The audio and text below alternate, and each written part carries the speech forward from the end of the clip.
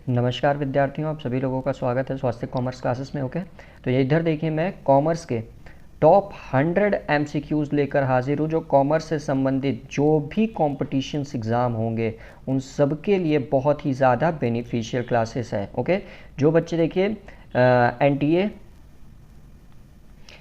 UGC net के लिए appear होंगे, नेट जेआरएफ के लिए, उनके लिए भी देखिए बहुत ज़्यादा इंपॉर्टेंट क्लासेस है ये। जो बच्चे टीजीटी पीजीटी के लिए देखिए एलिजिबल हों, टीजीटी पीजीटी के लिए देखिए अपीयर होंगे एग्जाम में, जो प्रिपरेशन कर रहे हैं उनके लिए भी देखिए बहुत ज़्यादा इंपॉर्टेंट है ये। जो बच्चे CUET common university entrance test में एमकॉम के लिए अपीयर होंगे उनके लिए भी देखिए बहुत ज़्यादा इंपॉर्टेंट क्लासेस ये है। दैट मीन्स कॉमर्स से संबंधित जितनी भी परीक्षाएं आने वाली हैं उन सब के लिए देखिए बहुत ज़्यादा बेनिफिशियल क्लासेस है, क्योंकि इसमें कॉमर्स के मैंने 100 एमसीक्यूज़ ले रखे हैं जो बहुत ही ज़्यादा महत्वपूर्ण प्रश्न हैं। इस पूरे लेक्चर की पीडीएफ आपको देखिए हमारे टेलीग्राम चैनल स्वास्थ्य 0421 पे मिल जाएगी। लिंक आपको डिस्क्रिप्शन बॉक्स में भी अवेलेबल है, तो वहाँ से भी जाकर आप लोग टेलीग्राम का चैनल ज्वाइन कर सकते हैं। वहाँ से मैं ये पूरी की पूरी पीडीएफ आप लोगों को प्रोवाइड करा दूंगा। ठीक, तो चलिए देर न करते हुए हम लोग अपने टॉप 100 एमसीक्यू की क्लासेस को शुरू करते हैं। जिसको पानी वानी लेकर बैठना बैठ जाए, क्योंकि क्लासेस बहुत लंबी चलने वाली है।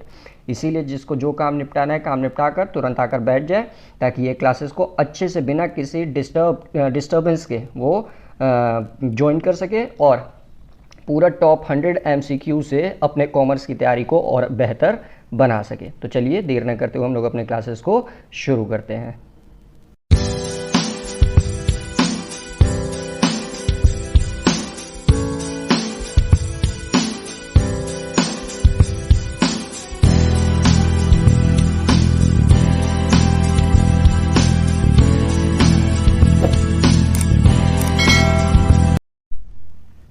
तो देखिए कॉमर्स का हमारा आज का पहला एमसीक्यू क्या कहता है। देखिए टोटल 100 क्वेश्चन हम लोगों ने पढ़ने हैं आज। ठीक, तो इसीलिए अच्छे से हम लोग आज अपनी पढ़ाई को शुरू करते हैं। तो इसीलिए बोर मत होइएगा, अच्छे से आप लोग एक एक क्वेश्चन को ध्यान से पढ़िएगा। तो पहला क्वेश्चन देखिए क्या कह रहा है, आपको लिस्ट 1 को लिस्ट 2 से मैच करना है। क्लियर?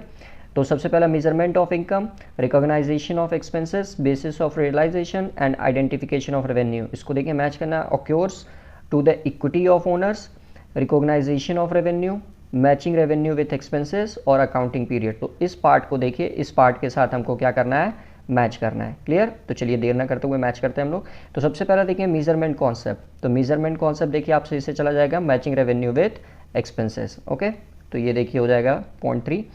नेक्स्ट देखिए आपका क्या बोलते हैं, रिकॉग्नाइजेशन ऑफ एक्सपेंसेस। तो ये आपका देखिए चला जाएगा एक पर्टिकुलर अकाउंटिंग पीरियड के लिए, यानी कि 4। बेसिस ऑफ रियलाइजेशन, तो बेसिस ऑफ रियलाइजेशन की बात करें तो ये देखिए रियलाइजेशन यानी कि रिकॉग्नाइजेशन ऑफ रेवेन्यू, ये चला जाएगा आपका 2 में। और फिर बचा क्या, आइडेंटिफिकेशन ऑफ रेवेन्यू, तो ये occurs to the equity of the owner, यानी कि इसमें, यानी कि 3 4 1 2, option D will be correct. Next question की तरफ बढ़ते हैं। नेक्स्ट क्वेश्चन ध्यान दीजिए आपसे क्या कह रहा है, which of the following are current liabilities. इन चारों में से कौन सी करंट लाइबिलिटी है आपको बतानी है। डिबेंचर्स, प्रीपेड रेंट, इंटरेस्ट ऑक्योर्ड या बैंक ओवरड्राफ्ट। तो इन चारों में से कौन सा आपका करंट लाइबिलिटी है वो बताना है। तो डिबेंचर्स देखिए कभी भी करंट लाइबिलिटी नहीं होता है, ये तो आपका चला गया। बाकी प्रीपेड रेंट, तो देखिए जो प्रीपेड रेंट है ये आपका करंट लाइबिलिटी ना होकर करंट एसेट्स होता है, क्योंकि प्रीपेड है। फिर इंटरेस्ट ऑक्योर्ड और बैंक ओवरड्राफ्ट, तो इंटरेस्ट ऑक्योर्ड और बैंक ओवरड्राफ्ट ही देखिए आपकी लाइबिलिटी बन जाएगी। तो यानी कि option B will be correct. Next question की तरफ बढ़ते हैं। देखिए क्वेश्चन में आपको दे रखा है, न्यूमेरिकल बेस्ड क्वेश्चन है। ओपनिंग स्टॉक 10,000 है, नेट परचेस 70,000 है, वेजेस 2,500 है, कैरेज इनवर्ड 500 है और क्लोजिंग स्टॉक 15,000 है। Then what is the manufacturing cost. तो मैन्युफैक्चरिंग कॉस्ट कितनी आएगी ये आपको बताना है। तो आइए इस क्वेश्चन को भी देख लेते हैं हम लोग। सबसे पहले देखिए ओपनिंग स्टॉक आपका 10,000 दिया है, परचेस 70,000 है, वेजेस 2,500 है और कैरेज इनवर्ड 5,000। ये सब देखिए डेबिट हेड के इनकम है ट्रेडिंग के। तो 10,000 प्लस 70,000 प्लस 2,500 प्लस 500, ये सब देखिए डेबिट हेड की इनकम थी। इस सबको जोड़ लेंगे हम लोग तो ये आएगा आपका 3 और ये, यानी कि 83,000। क्लियर? अब 83,000 में से अब ये देखिए आपका क्या बोलते हैं, क्रेडिट साइड का अमाउंट है, क्योंकि ये आपका देखिए क्लोजिंग स्टॉक है, तो इसीलिए 15,000 देखिए इसको घटा देंगे। तो 13 में से 5 ये 8, यानी कि 68,000। तो आपका देखिए आंसर बनेगा 68,000। क्लियर। नेक्स्ट क्वेश्चन की तरफ बढ़ते हैं। नेक्स्ट क्वेश्चन देखिए आपसे क्या कह रहा है, what does a high payout ratio indicates, यानी कि हाई पे आउट रेशियो क्या इंडिकेट्स करता है आपको बताना है। पहला देखिए ऑप्शन है आपका high earning per share EPS, the management is not plugging back enough profit, is not, याद रखिएगा, the management is plugging back profit, या the company is earning high profit. तो बताइए क्या होगा इसका answer. What does a high payout ratio indicates, तो देखिए जो high payout ratio indicates करता है वो आपका ये ऑप्शन बी इंडिकेट करता है कि the management is not plugging back enough profit. Next question की तरफ बढ़ते हैं। क्वेश्चन नंबर 5 देखिए आपसे क्या कह रहा है, which one of the following statement is true, इन चारों स्टेटमेंट में से कौन सा स्टेटमेंट ट्रू है। Capital expenditure does not affect the profitability of a concern but revenue expenditure does. Okay, next पढ़ते हैं, capital expenditure does affect the profitability of concern directly, ये देखिए कभी भी डायरेक्टली कंसर्न नहीं करता है, यानी कि ये गलत हो जाएगा ऑप्शन, ये इनडायरेक्टली करता है। Capital expenditure affects the profitability of concern indirectly but revenue expenditure affects directly, ये ऑप्शन देखिए बिल्कुल करेक्ट है कि कैपिटल एक्सपेंडिचर देखिए जो प्रॉफिटेबिलिटी होती है ना एक कंसर्न की, वो इनडायरेक्टली अफेक्ट करता है, बट रेवेन्यू एक्सपेंडिचर डायरेक्टली उसको अफेक्ट करता है, तो ये option C will be correct. Next question की तरफ बढ़ते हैं। क्वेश्चन नंबर 6 देखिए आपसे क्या कह रहा है, identify true statement from the among of the following, अब हमको इन तीनों में से जो ट्रू स्टेटमेंट है वो बताना है। तो पहला ऑप्शन देखिए आपसे क्या कह रहा है, balance sheet is always prepared from the point of view of the business but not from the owner. हाँ बिल्कुल सही है, देखिए जो बैलेंस शीट हम लोग तैयार करते हैं वो बिजनेस के पॉइंट ऑफ व्यू से तैयार करते हैं, ओनर के पॉइंट ऑफ व्यू से नहीं। तो पहला स्टेटमेंट तो देखिए आपका एकदम करेक्ट है। The financial relationship of the business to its owners is shown in the balance sheet. हाँ देखिए तभी ना कैपिटल साइड, लाइबिलिटी साइड में हम लोग कैपिटल को शो करते हैं, तो ये भी स्टेटमेंट बिल्कुल करेक्ट है। तीसरा ऑप्शन देखिए, balance sheet is always related to a period of time, ये स्टेटमेंट देखिए करेक्ट हम लोग नहीं बोल सकते हैं। क्यों नहीं बोल सकते हैं, क्योंकि ये देखिए always related to a period of time नहीं होता, ये specific related to the period of time होता है, तो ये स्टेटमेंट गलत हो जाएगा। तो पहला और दूसरा will be correct.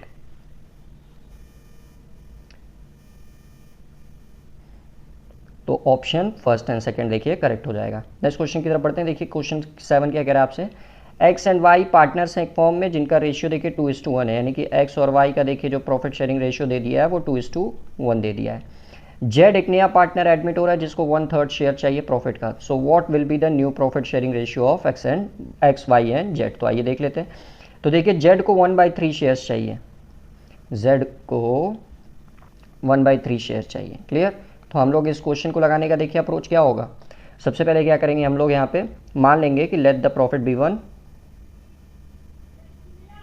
Late the profit be 1। Okay, तो अब देखिए जेड का शेयर कितना है हमारा 1/3, तो जेड का शेयर देखिए जब दे देंगे हम लोग तो यहाँ लिखेंगे रिमेनिंग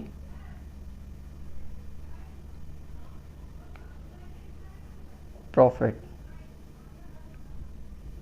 तो रिमेनिंग प्रॉफिट देखो कितना होगा आपका, टोटल प्रॉफिट देखो 1 था, इसमें से ये जेड का शेयर माइनस कर देंगे तो 1/3, तो देखो रिमेनिंग प्रॉफिट आपका बच गया 2/3।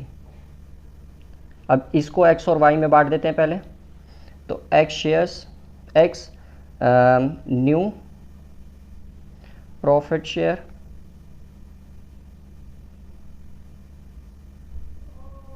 तो देखो आपका बचा प्रॉफिट कितना था 2/3 ये वाला पार्ट, और एक्स का शेयर देखो आप यहाँ पे तो कितना है 2/3, सो इनटू 2/3, यानी कि 2 दूनी 4, 3 त्रिका 9। उसी तरह y का अपन निकाल लेते हैं अब, तो वाइस न्यू प्रॉफिट शेयर्स, तो 2/3 आपका रिमेनिंग प्रॉफिट, और इसका शेयर देखो 1/3 था, तो इसका हुआ आपका 2 एकम 2/9। अब तीनों को जब कंबाइन कर देंगे हम लोग, न्यू प्रॉफिट शेयरिंग रेशियो किसका निकालना था हमको, देखो एक्स वाई एंड जेड का। तो एक्स का देखो आप लोग आया 4/9, वाई का आया आपका 2/9, और जेड का देखो कितना था 1/3। तो एलसीएम लेंगे हमारा आएगा 9 सॉरी, तो 4:2:3 त्रिका 9, यानी कि 423 आपका आंसर हो गया। इसका स्क्रीनशॉट ले लीजिए आप लोग ताकि अच्छे से इसको आप लोग समझ सकें। चलिए अब इसको देखिए रेस कर देता हूँ मैं, 4 2 3 हमारा आंसर है।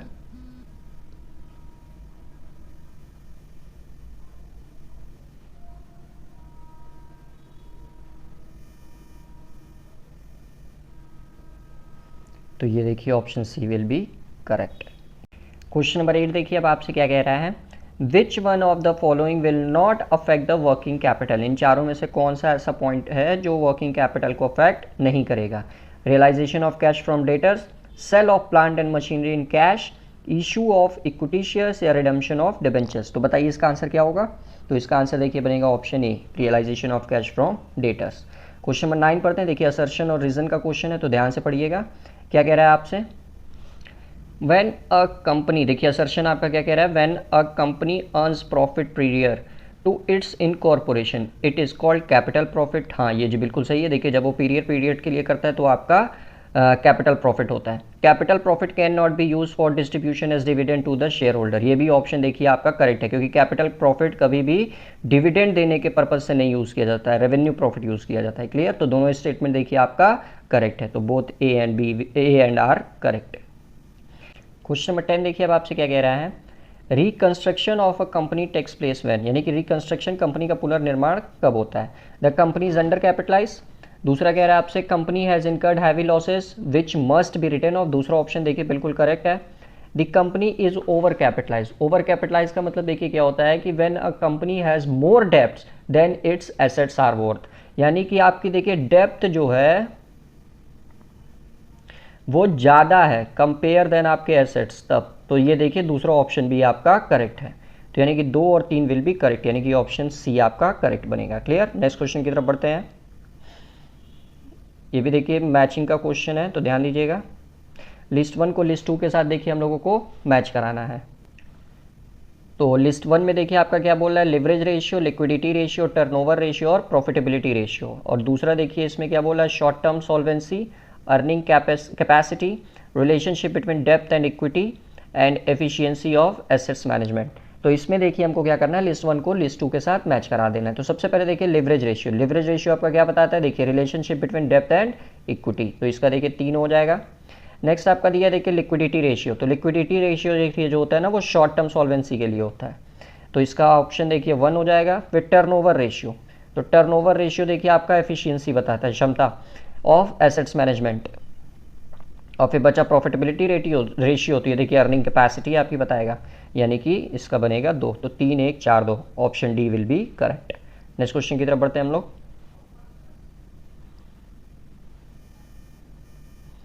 असर्शन और रीजन का क्वेश्चन है, तो ध्यान से पढ़िएगा। असर्शन देखिए आपसे क्या कह रहा है, sinking fund is a charge against profit and loss account. तो जी बिल्कुल सही है, सिंकिंग फंड देखिए हमेशा चार्ज होता है आपका पीएनएल अकाउंट से। असर्शन तो आपका बिल्कुल करेक्ट है।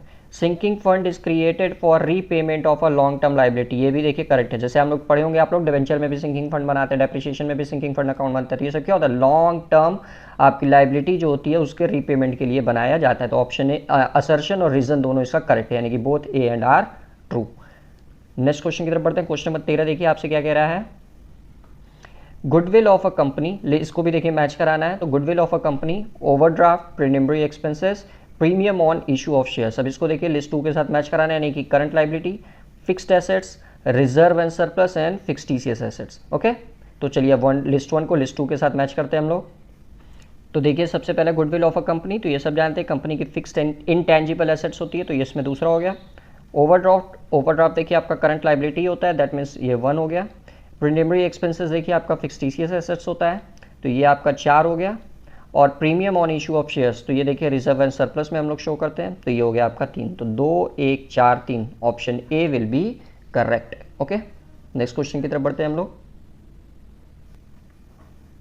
क्वेश्चन नंबर 14 देखिए आपसे अब क्या कह रहा है, in India which one of the following is prepared on the guidelines of accounting standard 3, यानी कि अकाउंटिंग स्टैंडर्ड 3 के अनुसार हम लोग इन तीनों में से कौन सी चीज़ को प्रिपेयर करते हैं। Balance sheet of a company, funds flow of a company, cash flow statement या कंसोलिडेटेड फाइनेंशियल स्टेटमेंट। तो देखिए जो अकाउंटिंग स्टैंडर्ड 3 होता है ना वो आपका कैश फ्लो स्टेटमेंट से संबंधित होता है। नेक्स्ट क्वेश्चन की तरफ बढ़ते हैं। क्वेश्चन नंबर 15 देखिए अब आपसे क्या कह रहा है, what is the correct sequence of the following actions required for the preparation of financial account. ठीक है, तो सबसे पहले देखिए क्या what is the current sequence of the following actions required for the preparation of financial account, यानी कि financial account को तैयार करने के लिए कौन से करेक्ट सीक्वेंस को फॉलो किया जाता है, आपको ये बताना है। तो सबसे पहला देखिए trading account, making adjusting entries, balance sheet and P&L account. तो सबसे पहले देखिए हम लोग एंट्रीज को क्या बोलते हैं, एडजस्ट करते हैं, तो यानी कि 2 सबसे पहले होगा। फिर उसके बाद से देखिए हमारा ट्रेडिंग अकाउंट बनता है, फिर उसके बाद से देखिए प्रॉफिट एंड लॉस अकाउंट बनाते हैं, फिर उसके बाद से हम लोग बैलेंस शीट बनाते हैं, यानी कि 2 1 4 3, option C will be correct. Question number 16 देखिए अब आपसे क्या कह रहा है, the main effect of inflation on the financial statement is, यानी कि इन्फ्लेशन का जो मेन प्रभाव होता है फाइनेंशियल स्टेटमेंट पर वो क्या पड़ता है, profit are under stated, over statement of assets, adequacy of funds for replacement of assets, या इरोजन ऑफ कैपिटल। तो देखिए जो इन्फ्लेशन का प्रभाव पड़ता है ना आपका फाइनेंशियल स्टेटमेंट पे, वो देखिए आपका इरोजन ऑफ कैपिटल होता है। क्लियर। नेक्स्ट क्वेश्चन की तरफ बढ़ते हैं। क्वेश्चन नंबर 17 देखिए अब आपसे क्या कह रहा है, receipt and payment account is prepared by, receipt and payment account देखिए किसके द्वारा तैयार किया जाता है, रिसिप्ट एंड पेमेंट अकाउंट किसके द्वारा बनाया जाता है, manufacturing concern, non trading concern, trading concern, या company registered under Companies Act 1956 या 2013। क्लियर। तो रिसिप्ट एंड पेमेंट अकाउंट देखिए नॉन ट्रेडिंग ऑर्गेनाइजेशंस द्वारा बनाया जाता है, इसी के द्वारा देखिए इनकम एंड एक्सपेंडिचर अकाउंट भी बनाया जाता है। क्लियर। नेक्स्ट क्वेश्चन की तरफ बढ़ते हैं। नेक्स्ट क्वेश्चन नंबर 18 देखिए अब क्या कह रहा है आपसे, ओनर्स इक्विटी स्टैंड फॉर। अब ओनर इक्विटी देखिए किसके लिए स्टैंड करता है, fixed assets minus fixed liabilities, fixed assets minus current liabilities, current assets minus fixed liabilities, या total assets minus total outside liabilities. तो देखिए जो ओनर कैपिटल होता है ना वो आपका ये ऑप्शन डी करेक्ट है, total assets minus total outside liabilities. Okay. Next question की तरफ बढ़ते हैं हम लोग।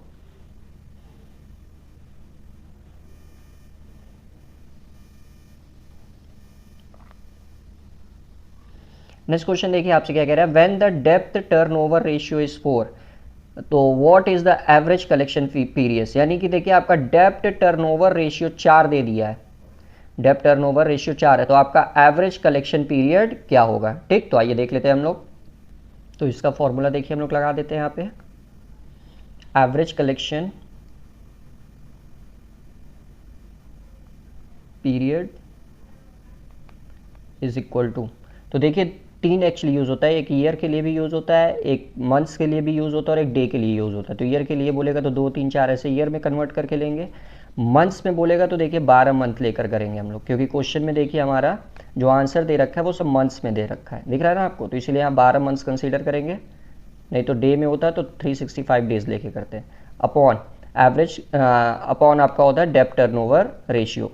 तो डेब्ट टर्नओवर रेशियो देखिए 4 दिया है, तो 4 तिहाई 12, यानी कि 3 मंथ्स आपका आंसर आ जाएगा। तो 19 का सी। नेक्स्ट क्वेश्चन देखिए आपसे क्वेश्चन नंबर 20 क्या कह रहा है, which of the following will result into source of funds, यानी कि इसमें से कौन सा आपका सोर्स ऑफ फंड्स है वो आपको बताना है, यानी कि फंड कहाँ कहाँ से आपके पास आएगा वो आपको बताना है।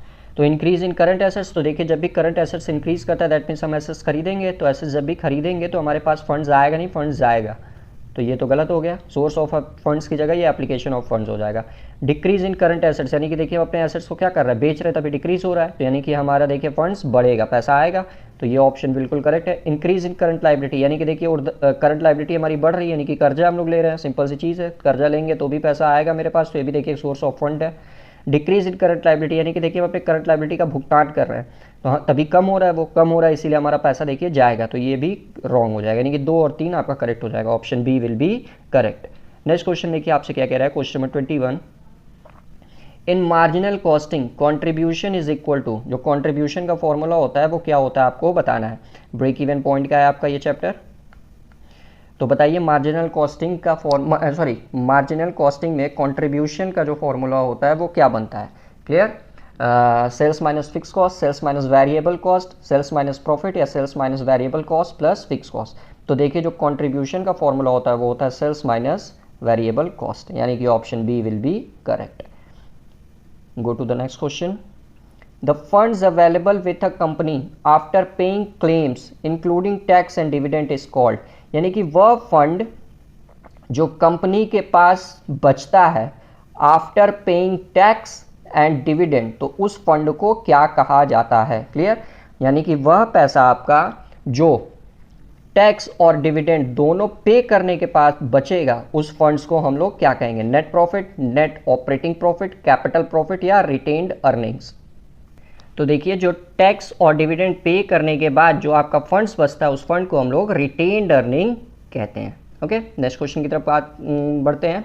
क्वेश्चन नंबर 23 देखिए, आपका असर्शन और रीजन का क्वेश्चन है, तो क्वेश्चन ध्यान से पढ़िएगा आप लोग। क्वेश्चन देखिए क्या कर रहा है, accounting information refers to only events which are concern with business firm. तो देखिए पहला असर्शन बिल्कुल करेक्ट है, क्योंकि देखिए जो अकाउंटिंग इंफॉर्मेशन होती है वो आपका जो बिजनेस से संबंधित आपका क्या बोलते हैं इवेंट्स होता है उसी को शो करता है, तो बिल्कुल करेक्ट है। रीजन देखिए आपसे क्या कह रहा है, accounting information is presented in financial statement. ये भी देखिए बिल्कुल करेक्ट है कि अकाउंटिंग इन्फॉर्मेशन को हम लोग फिनेंशियल स्टेटमेंट में ही शो करते हैं, यानी कि असर्शन भी सही है, रीजन भी सही है। और ये देखिए इसका सही एक्सप्लेनेशन भी दे रहा है, यानी कि ऑप्शन ए आपका करेक्ट बन जाएगा। Both A and R true and R is the correct explanation of A. Move to the next question 24 देखिए आपसे क्या कह रहा है, ABC limited has declared 40% dividend. Clear, which one of the following does it means, यानी कि ABC limited ने देखिए 40% डिविडेंड को डिक्लेयर किया है, तो इनमें से बताना है कि which one of the following does it means, यानी कि इन चारों में से इसका मतलब क्या है। पहला ऑप्शन देखिए, the company has declared 40% of net profit as dividend. ये कभी नहीं होता है, डिविडेंड डिक्लेयर हमेशा पेड अप कैपिटल पे होता है। The company has declared 40% of profit after tax is dividend, ये भी देखिए गलत है। The company will provide dividend 40% on issued capital, issued capital पे नहीं होता, अभी मैंने बताया पेड अप कैपिटल पे होता है ये। The company will provide dividend on 40%, हाँ, ऑन पेड अप कैपिटल, तो ऑप्शन डी देखिए आपका बिल्कुल करेक्ट हो जाएगा।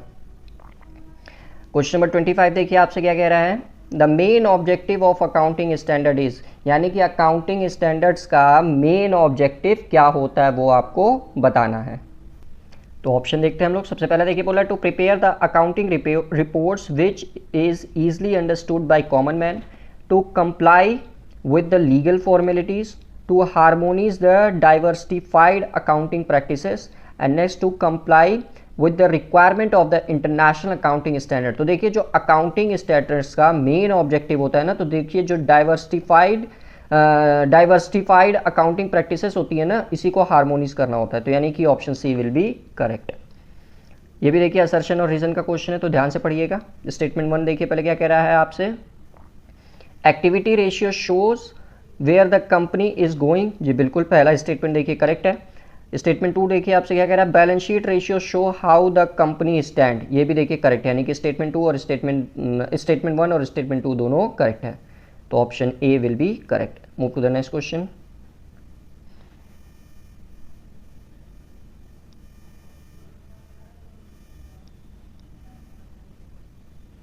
ट्वेंटी 27 देखिए अब आपसे क्या कह रहा है, income and expenditure account of non profit organisation is, यानी कि इनकम एंड एक्सपेंडिचर अकाउंट किस टाइप का अकाउंट होता है, real account, nominal account, personal account या रिप्रेजेंटेटिव पर्सनल अकाउंट। तो बताइए इसका आंसर क्या होगा, इनकम एंड एक्सपेंडिचर किस टाइप का अकाउंट होता है, रियल अकाउंट होता है, नॉमिनल अकाउंट होता है, पर्सनल अकाउंट होता है या रिप्रेजेंटेटिव पर्सनल अकाउंट होता है। तो याद रखिएगा इनकम एंड एक्सपेंडिचर अकाउंट आपका नॉमिनल अकाउंट होता है। Move to the next question 28 देखिए आपसे क्या कह रहा है, consider the following statement. Okay, अब देखिए कुछ स्टेटमेंट दे दिया है, उस आधार पे हम लोगों को आंसर करना है। Inventory includes in raw material, finish goods and work in progress. हाँ, तो देखिए जो इन्वेंट्री होता है उसमें रॉ मटेरियल भी आता है, फिनिश गुड्स भी आता है और वर्क इन प्रोग्रेस भी आता है। पहला ऑप्शन देखिए करेक्ट है। Inventory is a part of working capital, inventory जो होता है वो वर्किंग कैपिटल का हिस्सा होता है। क्लियर। और तीसरा देखिए आपसे, ये भी देखिए वैसे करेक्ट है, सेकंड ऑप्शन भी करेक्ट है आपका, inventory is a part of working capital, तो बिल्कुल करेक्ट है, क्योंकि इन्वेंट्री देखिए आपका करंट एसेट्स होता है और current assets is always part of working capital. और नेक्स्ट बोल रहा है आपसे, inventory include goods likely to be purchase, नहीं, ये ऑप्शन देखिए गलत है, तो 1 और 2 आपका करेक्ट हो जाएगा। Move to the next question 29 देखिए आपसे क्या कह रहा है, छोटा सा न्यूमेरिकल है। If the current ratio is 2:1 and working capital is 60,000, then what is the value of current assets, यानी कि देखिए करंट रेशियो आपका 2:1 दे दिया है, वर्किंग कैपिटल आपका 60,000 है, तो आपसे करंट एसेट्स कितना होगा वो पूछ रहा है। तो आइए देख लेते हैं हम लोग। देखिए वर्किंग कैपिटल का जो हमारा फॉर्मूला होता है ना, वो क्या होता है, current assets minus current liability. Clear. तो यहाँ पे देखिए अगर हम लोग करंट एसेट्स की बात करें तो करंट एसेट्स बराबर हम लोग working capital plus current liability लिख सकते हैं, देखिए माइनस में है तो इधर आके प्लस बना देगा। तो फिर उसके बाद से देखिए करंट एसेट्स बराबर हम लोग वर्किंग कैपिटल, देखिए हमारा 60,000 दिया हुआ है सवाल में, तो 60,000 प्लस करंट लाइबिलिटी। ओके, अब आते हैं करंट रेशियो, देखिए 2:1 दिया था, आइडियल रेशियो है आपका। तो करंट रेशियो का फॉर्मूला देखिए क्या होता है, current assets upon current liability, तो यानी कि 2/1। करंट एसेट्स की जगह देखिए हमारे यहाँ कितना है, 60,000 प्लस करंट लाइबिलिटीज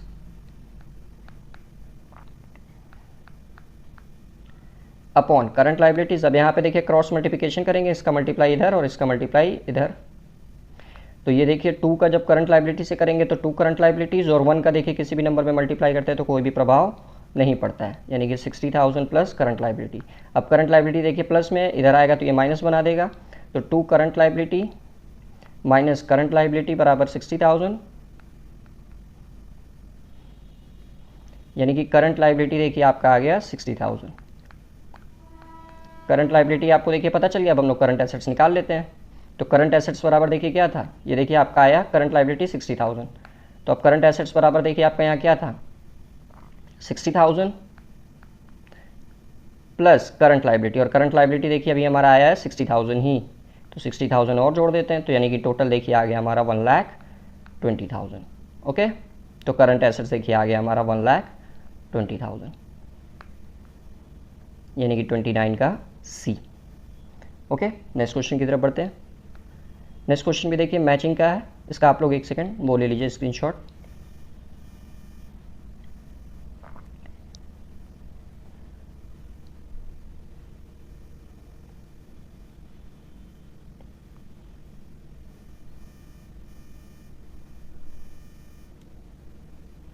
तो देखिए यहाँ लिस्ट 1 को लिस्ट 2 के साथ मैच कराना है आपको। सबसे पहला आर्टिफिशियल पर्सन अकाउंट, दूसरा आपका टेंजिबल रियल अकाउंट, फिर रिप्रेजेंटेटिव पर्सनल अकाउंट और इनटेंजिबल रियल अकाउंट। इसको देखिए आपको मैच कराना है। यहाँ देखिए rent prepaid, bank account, trademarks account and building account. तो ये किस में आपका जाकर मैच होगा वो आपको बताना है, ठीक। तो चलिए आइए शुरू करते हैं, हम लोग इसको भी देख लेते हैं।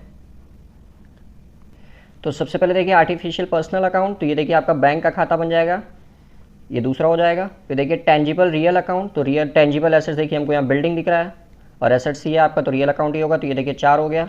फिर रिप्रेजेंटेटिव पर्सनल अकाउंट, ये देखिए रेंट प्रीपेड हो गया, क्योंकि जितने प्रीपेड खर्चे होते हैं वो आपका रिप्रेजेंटेटिव पर्सनल अकाउंट में ही आते हैं। और फिर इनटेंजिबल एसेट्स, तो trademark, goodwill, copyright sales, patent, ये सब देखिए इनटेंजिबल एसेट्स होता है, तो इसका हो गया 4, यानी कि 4 नहीं होगा इसका, एक्चुअली 3 होगा।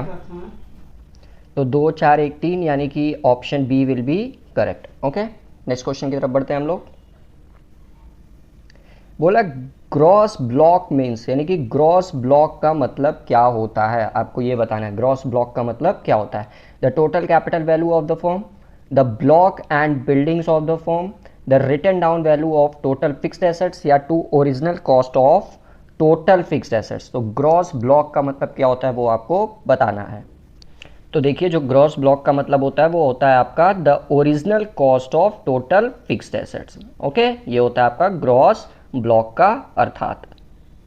क्वेश्चन नंबर 32 पढ़ते हैं। 32 देखिए आपसे क्या कह रहा है, where the depreciation account appearing in the trial balance is shown, profit and loss account, liability side, deducted from the concerned assets, या all of the above.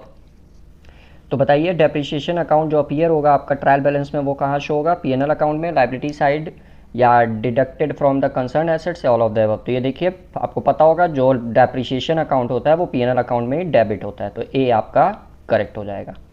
Next question बढ़ते हैं। क्वेश्चन नंबर 33 देखिए आपसे क्या कह रहा है, इसको भी देखिए मैच करना है। तो पहले अच्छे से क्वेश्चन कर लेते हैं, पढ़ लेते हैं, फिर मैच करते हैं। लिस्ट 1 लिस्ट 2, सबसे पहला देखिए entity concept, accrual concept, going concern, consistency and accrual, going concern, cost and realisation concept. Okay, आगे पढ़ते हैं। Are the fundamental accounting, give the valuation criteria, is the basic accounting concept, या in the procedural accounting concept. Okay, तो अब list 1 को list 2 के साथ हम लोग मैच करते हैं। तो एंटिटी कॉन्सेप्ट देखिए आपका जो बन जाएगा वो सीधे सीधे आपका is the basic accounting concept हो जाएगा, तो इसका 3 हो गया। एक्रूवल कॉन्सेप्ट, एक्रूवल कॉन्सेप्ट देखिए आपका यहाँ पे काम करेगा इन द प्रोसीजरल अकाउंटिंग कॉन्सेप्ट में, तो इसमें देखिए 4 हो गया ये। फिर उसके बाद से देखिए सी बोल रहा है आपसे going concern, consistency and accrual. तो going concern consistency and accrual, ये देखिए आपका इसमें जाएगा। आर द फंडामेंटल अकाउंटिंग, तो ये 1 में गया। और फिर going concern, cost and realisation concept, ये आपका वैल्यूएशन क्राइटेरियम जाएगा, यानी कि 2। तो 3 4 1 2 will be correct answer. So wait a second.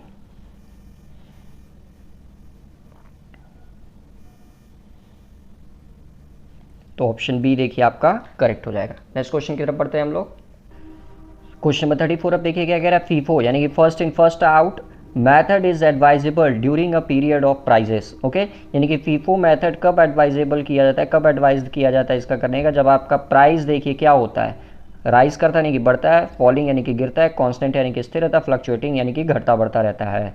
तो देखिए फीफो मेथड हमेशा एडवाइस किया जाता है जब आपका प्राइस गिरने लगे तो पहले पुरानी चीज़ों को बाहर निकाल दो, यानी कि फीफो मेथड देखिए वहीं पे काम करता है। तो falling case will be correct. Question number 35 देखिए आपसे क्या कह रहा है अब। Everything a firm owns, it also owes out to somebody. Clear?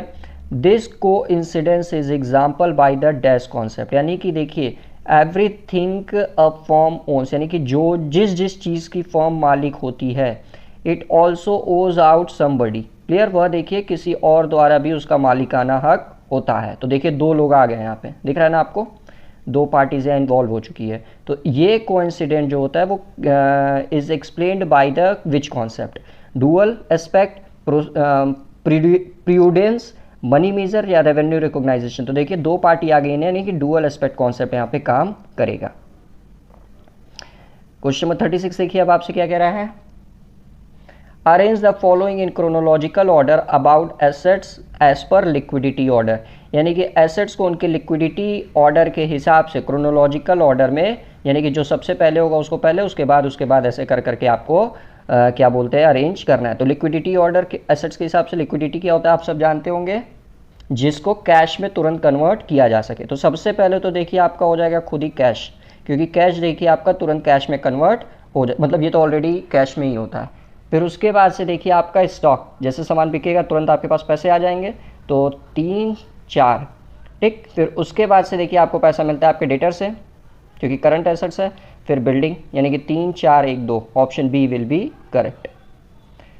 Question number 37 देखिए आपसे क्या कह रहा है। Account according to accounting standard 6 depreciation accounting issued by the ICAI, ICAI का फॉर्मेशन कब हुआ था, जरा आप लोग कमेंट करके बताइए तो। और ICAI का फुल फॉर्म क्या है। Change in method is pre permitted, यानी कि accounting according to accounting standard 6 depreciation accounting issued by the ICAI, change in the method is permitted prospectively, retrospectively या नेगेटिवली या ऑल ऑफ दीज। तो देखिए accounting standard 6 के अनुसार जब depreciation accounting issue किया जाता है ICAI द्वारा, तो इसमें देखिए जो चेंजिंग का मतलब मेथड होता है वो आपका रेट्रोस्पेक्टिवली होता है। नेक्स्ट क्वेश्चन की तरफ बढ़ते हैं। क्वेश्चन नंबर 38 देखिए अब आपसे क्या कह रहा है। The basic concept related to profit and loss account is are, यानी कि जो बेसिक कॉन्सेप्ट होता है P&L अकाउंट का वो क्या होता है। Realisation concept, matching concept, cost concept या बोथ A एंड B। तो याद रखिएगा प्रॉफिट एंड लॉस अकाउंट का देखिए जो बेसिक कॉन्सेप्ट होता है वो मैचिंग कॉन्सेप्ट को फॉलो करता है। नेक्स्ट क्वेश्चन देखिए क्या कह रहा है आपसे, न्यूमेरिकल है छोटा सा। Stock management of which firm is better and why. अच्छा, मतलब फर्म ए और फर्म बी में किसका स्टॉक मैनेजमेंट जो है वो बेटर है वो आपको बताना है, और क्यों। किसका स्टॉक मैनेजमेंट अच्छा है और क्यों है वो आपको बताना है। तो फर्म ए की देखिए सेल्स देखिए जो है वो 3,15,000 है और क्लोजिंग स्टॉक 35,000 है। फर्म बी की देखिए जो सेल्स दे रखी है वो 3,67,500 है। क्लियर। और क्लोजिंग स्टॉक देखिए आपका 36,750 है। तो फर्म ए अच्छा परफॉर्म कर रही है कि फर्म ए का स्टॉक मैनेजमेंट अच्छा है कि फर्म बी का, वो आपको बताना है। तो आइए देख लेते हैं इसका आंसर क्या होगा। तो पहले देखिए इस फर्म ए की बात की जाए तो देखिए सेल्स आपका 3,15,000 है और क्लोजिंग स्टॉक 35,000 है। उसी तरह इसमें देखिए फर्म बी में आपका सेल्स 3,67,500 और क्लोजिंग स्टॉक 36,750 है। तो अब ऑप्शन देखिए कोड क्या क्या दे रखा है। Firm A with low stock turnover ratio, firm B stock turnover ratio, high stock turnover ratio, A as it is high stock turnover ratio और B low stock turnover ratio. यानी कि देखिए सब में स्टॉक टर्नओवर रेशियो की बात कर रहे हैं, तो आइए पहले दोनों का स्टॉक टर्नओवर रेशियो कैलकुलेट कर लेते हैं। तो देखिए जब ए का कैलकुलेट करेंगे ना हम लोग, तो इसका फॉर्मूला क्या होता है, cost of goods sold upon average stock. तो यहाँ पे देखिए गुड्स कितने का बेचा गया, 3,15,000 का, अपॉन एवरेज स्टॉक, यानी कि एवरेज तो दिया, मतलब ओपनिंग क्लोजिंग तो दिया नहीं है, तो क्लोजिंग स्टॉक को एवरेज स्टॉक मान लेंगे। तो देखिए जैसे 3,15,000 में हम लोग 3,15,000 में 35,000 का डिवाइड देंगे तो आएगा 9, यानी कि देखिए फॉर्म ए का आपका आया स्टॉक टर्नओवर रेशियो 9। उसी तरह इसमें देखिए इसका जब डिवाइड देंगे तो ये आपका आएगा 10। फॉर्म बी का देखिए आया आपका स्टॉक टर्नओवर 10, यानी कि देखिए ऑप्शन बी आपका करेक्ट बनेगा कि form B as stock turnover ratio is high. तो इसका स्टॉक मैनेजमेंट देखिए बेटर है। क्लियर। नेक्स्ट क्वेश्चन की तरफ बढ़ते हैं। क्वेश्चन नंबर 40 देखिए अब आपसे क्या कह रहा है, Manish an accountant has wrongly debited sales account by 200 instead of crediting it by 200। यानी कि मनीष एक देखिए अकाउंटेंट है जिसने गलती से रॉन्गली सेल्स अकाउंट को डेबिट कर दिया 200 रुपये से, जबकि उसको क्रेडिट करना था 200 रुपये से। उसने देखिए क्रेडिट करने की बजाय डेबिट कर दिया। तो यह किस टाइप का एरर है, तो what type of error is it. तो ये किस टाइप का एरर है आपको बताना है। Error of omission, error of principle, error of recording या error of posting. Error of omission, error of principle, error of recording या एरर ऑफ पोस्टिंग। तो जल्दी बताइए इसका क्या आंसर होगा कि क्या बोलते हैं, मनीष ने गलती से सेल्स अकाउंट को डेबिट कर दिया बट उसको क्रेडिट करना चाहिए था। तो ये किस टाइप का एरर है, तो ये देखिए आपका एरर ऑफ पोस्टिंग है। Okay, move to the next question 41 देखिए अब आपसे क्या कह रहा है। At the time of retirement of a partner the existing profit and loss balance is transfer to which account. यानी कि जो आपका देखिए जब पार्टनर रिटायर होता है तो बैलेंस शीट में जो आपका प्रॉफिट एंड लॉस अकाउंट आपका रहता है उसको कहाँ पे ट्रांसफ़र कर दिया जाता है, रियलाइजेशन अकाउंट पे, रीवैल्यूएशन अकाउंट में, गुडविल अकाउंट में या सारे पार्टनर्स के कैपिटल अकाउंट में। तो देखिए जो बैलेंस शीट में आपका प्रॉफिट एंड लॉस अकाउंट दिया होता है वो आप सब जानते हैं कि जो कैपिटल अकाउंट में सारे पार्टनर्स को ट्रांसफ़र कर दिया जाता है, यानी कि all partners capital account. Move to the next question. Video ज़्यादा से ज़्यादा आप लोग शेयर कर दीजिए ताकि ज़्यादा से ज़्यादा बच्चे हम लोग के साथ जुड़ सके और वो अपनी तैयारी को और भी अच्छे से मजबूत बना सके, क्योंकि कॉमर्स की देखिए बहुत ही अच्छी क्लासेस हमारे चैनल पर रेगुलरली होती रहती है। चलिए क्वेश्चन नंबर 42 पढ़िए। Consider the following of statement. सबसे पहला स्टेटमेंट देखिए आपसे क्या कह रहा है, realisation account and revaluation account are the same. यानी कि रियलाइजेशन अकाउंट और रीवैल्यूएशन अकाउंट सेम होता है, जी बिल्कुल नहीं। रियलाइजेशन अकाउंट में देखिए क्या करते हैं, सारे एसेट्स और को बेच देते हैं जिससे जो पैसे आते हैं हम लोग अपने लाइबिलिटी का भुगतान करते हैं। लेकिन रीवैल्यूएशन अकाउंट में देखिए जो आपके एसेट्स होती हैं उनकी प्राइस जो बढ़ती है या घटती है वो शो करते हैं, या लाइबिलिटी जो बढ़ती है घटती है वो शो करते हैं। तो ये देखिए पहला ऑप्शन आपका बिल्कुल क्या हो गया, गलत हो गया। दूसरा पढ़ते हैं हम लोग, वाइल प्रिपेयरिंग कैश अकाउंट और bank account the debit and credit sides are the same. हाँ ये सही है। देखिए जब भी हम लोग डिसोल्यूशन में, यहाँ देखिए डिसोल्यूशन बोल रहा है, यानी कि जब फॉर्म खत्म होती है तो डिसोल्यूशन में देखिए लास्ट में हम लोग बैलेंस शीट नहीं बनाते हैं, कैश या बैंक अकाउंट बनाते हैं, और ये कैश और बैंक अकाउंट हमेशा डेबिट के क्रेडिट के बराबर होना चाहिए, यानी कि दूसरा ऑप्शन देखिए बिल्कुल करेक्ट है। Items appearing in the balance sheet are posted at one place only, ये भी देखिए बिल्कुल करेक्ट है, यानी कि 2 और 3 आपका करेक्ट हो जाएगा। ठीक, क्वेश्चन नंबर 43 की तरफ बढ़ते हैं। Which of the following is not an example of contingent liability. यानी कि इन चारों में से कौन सा कंटीजेंट लाइबिलिटी का उदाहरण नहीं है वो आपको बताना है। सब देखिए मैं थ्योरी में ऑलरेडी पढ़ा चुका हूँ, अगर पुरानी वीडियोस नहीं देखी है तो डिस्क्रिप्शन में आपको प्लेलिस्ट का लिंक मिल जाएगा, वहाँ से जाकर देख सकते हैं। चैनल पर विजिट करके भी आप लोग प्लेलिस्ट सेक्शन में जाकर कॉमर्स की पूरी थ्योरी पढ़ी हुई है, वहाँ पर जाकर आप लोग देख सकते हैं। तो बताइए इसमें से कौन सा कंटीजेंट लाइबिलिटी नहीं है। Liability under guarantee, interim dividend, liability in respect of bill discounted या नन ऑफ द एबव। तो जल्दी से आंसर करिए आप लोग, देखता हूँ कितने बच्चे इसका आंसर कर पा रहे हैं, बहुत ईजी क्वेश्चन है। तो यहाँ देखिए जो आंसर बनेगा ना कि जो कंटीजेंट लाइबिलिटी नहीं है वो आपकी यही ऑप्शन सी है, क्योंकि ये देखिए फ्यूचर के रेफरेंस से नहीं होता है। 44 पे आते हैं, असर्शन और रीजन का क्वेश्चन है तो ध्यान से पढ़िएगा।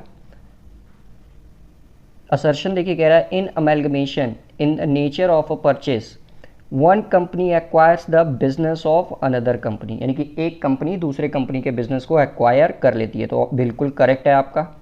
रीजन देखिए क्या कह रहा है, purchase consideration can be defined as the aggregate of the shares and securities issued and the payment made in form of cash or other assets by the transferee company to the shareholder of the transferer company। यानी कि reason भी देखिए इसका बिल्कुल correct है। तो देखिए दोनों करेक्ट हो गया। अब क्या इसका ये करेक्ट क्या बोलते हैं, रीज़न बता रहा है, मतलब एक्सप्लेन कर रहा है, रीज़न जो है वो असर्शन को करेक्टली एक्सप्लेन कर रहा है। अब ये हमको देखना है। क्लियर? तो अमलगमेशन से संबंधित ये दिया था, लेकिन अमलगमेशन में क्या क्रियाएं होती हैं वो दिया। तो ये देखिए इसका एक्सप्लेनेशन शो नहीं कर रहा है। तो यानी कि बोथ ए और आर तो ट्रू है, लेकिन आर देखिए ए का करेक्ट आपका एक्सप्लेनेशन नहीं कर रहा है। 45 देखिए आपसे क्या कह रहा है। 45 में आपसे कह रहा है कि direct supervision over depositories and mutual fund is undertaken. यानी कि देखिए जो डिपॉजिटरी होती है और म्यूचुअल फंड होती है, इस पर डायरेक्ट सुपरविजन किसका होता है? एनबीएफसी का, non banking financial corporation, RBI, reserve bank of India, SEBI, security exchange board of India, या ऑल ऑफ दीज। तो बताइए डिपॉजिटरीज और म्यूचुअल फंड पर किसका सुपरविजन डायरेक्ट होता है? तो इसका देखिए होगा आंसर सेबी। सेबी देखिए डायरेक्ट मॉनिटर करती है आपके कैपिटल मार्केट को। 46 देखिए अब आपसे क्या कह रहा है। इन द कॉल और नोटिस मनी मार्केट, ठीक, कॉल और notice money market, which of the following participants is allowed to trade. तो किस पार्टिसिपेट को अलाउ किया जाता है ट्रेडिंग करने के लिए, वो आपको बताना है। All banks, primary dealers and mutual funds, all corporates, या ओनली कमर्शियल बैंक्स, या ऑल ऑफ द एबव। तो देखिए कॉल और नोटिस मनी मार्केट में जिसको पार्टिसिपेट करने के लिए अलाउ किया जाता है कि हाँ आप ट्रेड कर सकते हैं, वो आपके होते हैं।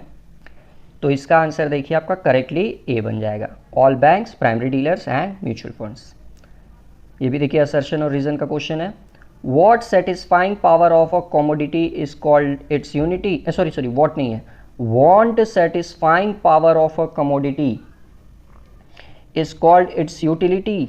और फिर क्या बोल रहा है? तो ये ऑप्शन असर्शन तो देखिए बिल्कुल करेक्ट है। यूटिलिटी में not have the characteristics of morality, यानी कि यूटिलिटी का देखिए जो कैरेक्टरिस्टिक्स होता है वो मोरालिटी बेस नहीं होता है। तो रीज़न भी देखिए आपका बिल्कुल करेक्ट है, क्योंकि देखिए जो यूटिलिटी होता है उसका कभी भी कोई मोरालिटी और एथिकल नहीं होता है। तो ऑप्शन ए ऑप्शन बी दोनों करेक्ट है। नेक्स्ट पढ़ते हैं।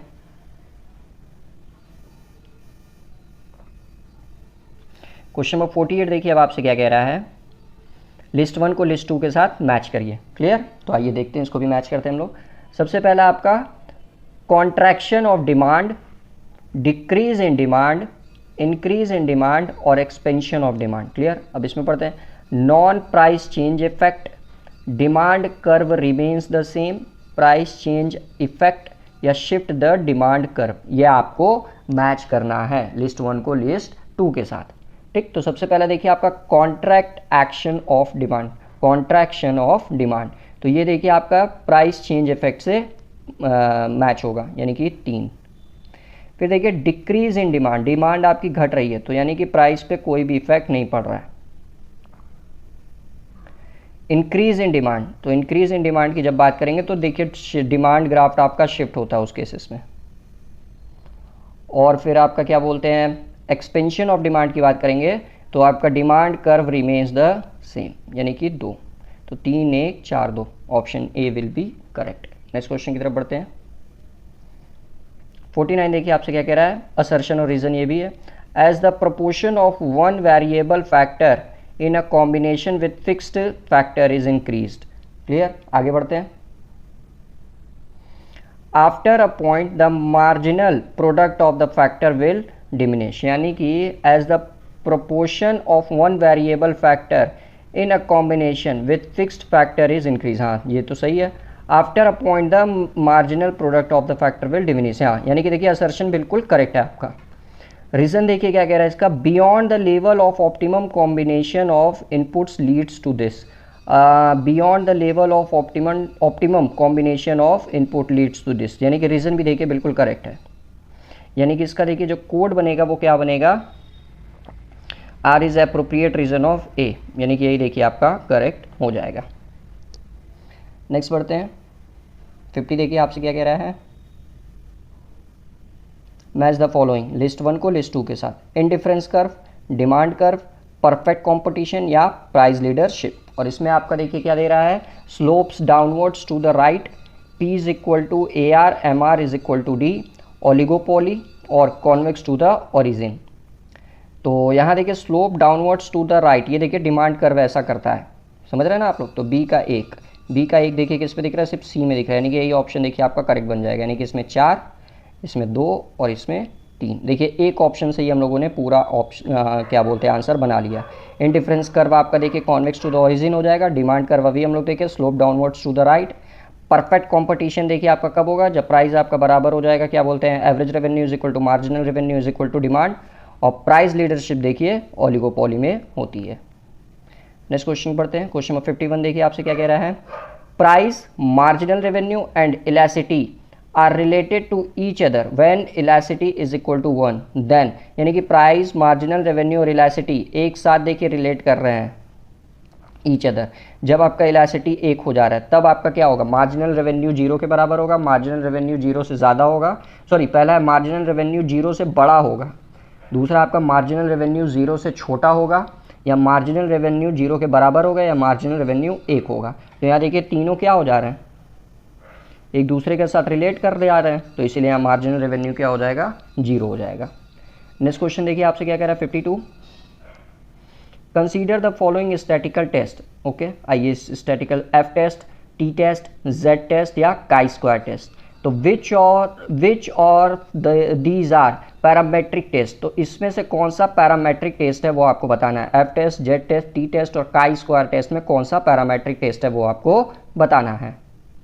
तो देखिए F टेस्ट, T टेस्ट और Z टेस्ट ये तीनों पैरामेट्रिक टेस्ट होते हैं, लेकिन जो काई स्क्वायर टेस्ट होता है ना ये नॉन पैरामेट्रिक टेस्ट होता है, यानी कि इसका आंसर देखिए 1, 2 और 3 बन जाएगा, यानी कि option C will be correct. Chi square test हमेशा याद रखिएगा नॉन पैरामेट्रिक टेस्ट होते हैं, काई स्क्वायर टेस्ट, के टेस्ट और फिर क्या बोलते हैं आपका रन्स टेस्ट, ये सब आपके क्या होते हैं, नॉन पैरामेट्रिक टेस्ट होते हैं।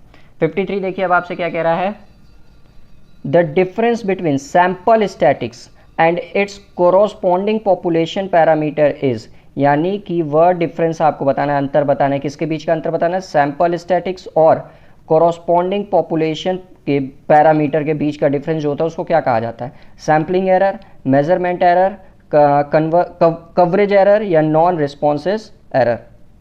तो देखिए जो सैंपल स्टैटिक्स होता है और पॉपुलेशन पैरामीटर होता है, इनके बीच के डिफरेंस को हमेशा याद रखिएगा सैम्पलिंग एरर के नाम से जाना जाता है। नेक्स्ट क्वेश्चन की तरफ पढ़ते हैं।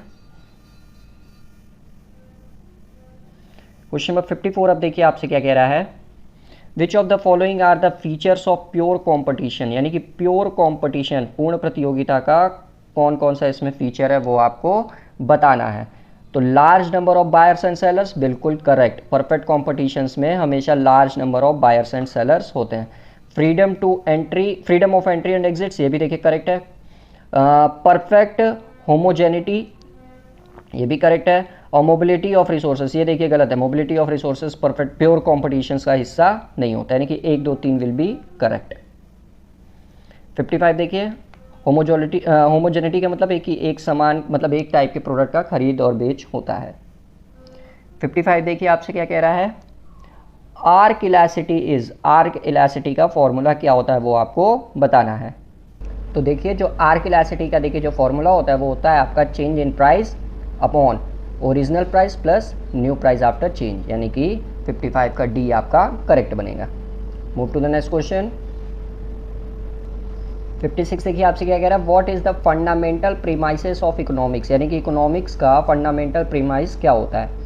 Individual are capable of establishing goals and acting in manner consistent with achievement of those goals. ठीक, बी ऑप्शन पढ़ते हैं हम लोग, देखिए बी क्या कह रहा है आपसे, natural resources will always be scarce. C क्या कह रहा है आपसे, individual choose the alternative for which they believe that net gains to be the greatest. और डी कह रहा है आपसे, no matter what the circumstances individual choose will always involve in trade off. तो बताइए आप लोग फंडामेंटल प्रीमाइसेस क्या है इकोनॉमिक्स का इन चारों ऑप्शन में से। तो इसका देखिए आंसर जो बनेगा वो बनेगा ऑप्शन सी कि individual choose the alternative for which they believe that net gains to be the greatest. Okay, next question बढ़ते हैं 57। ये भी देखिए मैच का क्वेश्चन है तो ध्यान से पढ़िएगा। 57 क्या कह रहा है अब आपसे, लिस्ट 1 को लिस्ट 2 के साथ मैच करना है। तो substitute goods, complementary goods, normal goods और इन्फीरियर गुड्स। और income effect is positive, tea and coffee, car and petrol, और इनकम इफेक्ट इज नेगेटिव। तो लिस्ट 1 को लिस्ट 2 के साथ अब हम लोग मैचिंग करते हैं। तो देखिए सब्स्टिट्यूट गुड्स क्या होता है कि एक के बदले दूसरा यूज़ करना है। तो टी और कॉफ़ी देखिए आपका क्या बन जाएगा, सब्स्टिट्यूट गुड्स 2, और 2 से देखिए ये ऑप्शन आपका करेक्ट भी हो जाएगा। बी में देखिए कॉम्प्लीमेंट्री गुड्स, तो कार और पेट्रोल देखिए कॉम्प्लीमेंट्री गुड्स हैं, क्योंकि कार के बिना बिना पेट्रोल के कार चल ही नहीं सकती। फिर देखिए आपका नॉर्मल गुड्स, तो नॉर्मल गुड्स की बात जब की जाएगी तो इनकम इफेक्ट जब आपका पॉजिटिव होगा, और इन्फीरियर गुड्स जब यही आपका इनकम इफेक्ट नेगेटिव होगा, तभी ना हम लोग देखिए फिर घटिया सामान यूज़ करने लगेंगे। तो 2, 3, 1, 4, 58 पे आते हैं। Which of the following is the best general definition of the study of economics. Okay, तो सबसे बेस्ट जनरल डेफिनेशन क्या होगी आपका इकोनॉमिक्स की स्टडी का, वो आपको बताना है। समझ गए सवाल? चलिए आइए पढ़ते हैं हम लोग। Inflation and unemployment is growing economy, the best way to invest in the stock market, ये कभी नहीं होता है, ये याद रखिएगा। Business decision making under foreign competition, ये भी ऐसा नहीं है, फॉरेन कंपटीशन को ध्यान में रखा जाता है, बट ऐसा नहीं है कि इन्हीं पे हम लोग निर्भर रहे। Individual and social choices is the in the faces of scarcity, तो यही ऑप्शन डी देखिए करेक्ट बनेगा। इंडिविजुअल और सोशल चॉइस पे सबसे ज़्यादा ध्यान दिया जाएगा। 59 देखिए अब आपसे क्या कह रहा है, the total effect of a price change of a commodities, यानी कि वह टोटल क्या प्रभाव पड़ेगा आपका प्राइस चेंज आने पर आपके कमोडिटी पर, आपको बताना है। तो the total effect of a price change of a commodity is, इसका आंसर आपने करना है। तो substitution effect plus price effect, substitution effect minus income effect, substitution effect plus income effect, या substitution effect minus price effect. जल्दी बताइए इसका answer आप लोग क्या होगा। The total effect of price change of commodities, तो इसका आंसर देखिए सी बनेगा, सब्स्टिट्यूशन इफेक्ट प्लस इनकम, क्योंकि इनकम देखिए जब बढ़ेगी तभी आपका परचेजिंग पावर भी बढ़ेगा, इसीलिए। नेक्स्ट क्वेश्चन की तरफ बढ़ते हैं हम लोग। क्वेश्चन नंबर 60 देखिए आपसे क्या कह रहा है, which one of these is an exception of the law of demand, यानी कि लॉ ऑफ डिमांड किस पे काम नहीं करता है। Demonstration effect of goods, Giffin's goods, future scarcity of goods, या ऑल ऑफ द एबव। तो बताइए लॉ ऑफ डिमांड कब काम नहीं करता है आपका, तो ये देखिए इन तीनों परिस्थितियों में लॉ ऑफ डिमांड काम नहीं करता है। 61 देखिए अब आपसे क्या कह रहा है, which one of the following statement is true, कौन सा स्टेटमेंट इसमें से सत्य है, ट्रू है। तो in case of inferior goods the income effect is negative although the substitution effect is positive. ये तो देखिए सही था आपका, इनकम इफेक्ट नेगेटिव होता है लेकिन सब्स्टिट्यूशन इफेक्ट पॉजिटिव नहीं होता है, तो ये तो गलत हो जाएगा। In inferior goods the income and substitution effect are positive, positive कभी नहीं होता, नेगेटिव होता है, क्योंकि अगर पॉजिटिव होगा इनकम आपका तो कैसे क्यों आप इन्फीरियर गुड्स यूज़ करेंगे, सिंपल सी चीज़ है। In inferior goods the income and substitution effect are negative, यही देखिए आपका करेक्ट होगा, क्योंकि इसमें देखिए जो इनकम और सब्स्टिट्यूशन इफेक्ट होता है वो नेगेटिव होता है, तभी इसलिए इंसान देखिए इन्फीरियर गुड्स की तरफ मूव करता है। नेक्स्ट क्वेश्चन की तरफ बढ़ते हैं। क्वेश्चन नंबर 62 देखिए अब आपसे क्या कह रहा है, the comparative cost advantage theory was given by, यानी कि the comparative cost advantage theory किसके द्वारा दी गई है, David Ricardo, Adam Smith, Raymond Vernon, या माइकल ई पॉटर। तो बताइए आप लोग ज़रा, कंपैरेटिव कॉस्ट एडवांटेज थ्योरी किसके द्वारा दी गई है, तो ये याद रखिएगा डेविड रिकार्डो द्वारा दी गई है। 63 पे आते हैं। 63 देखिए अब आपसे क्या कह रहा है, the companies globalised their operations through different means which are और इज, यानी कि देखिए जब कंपनी,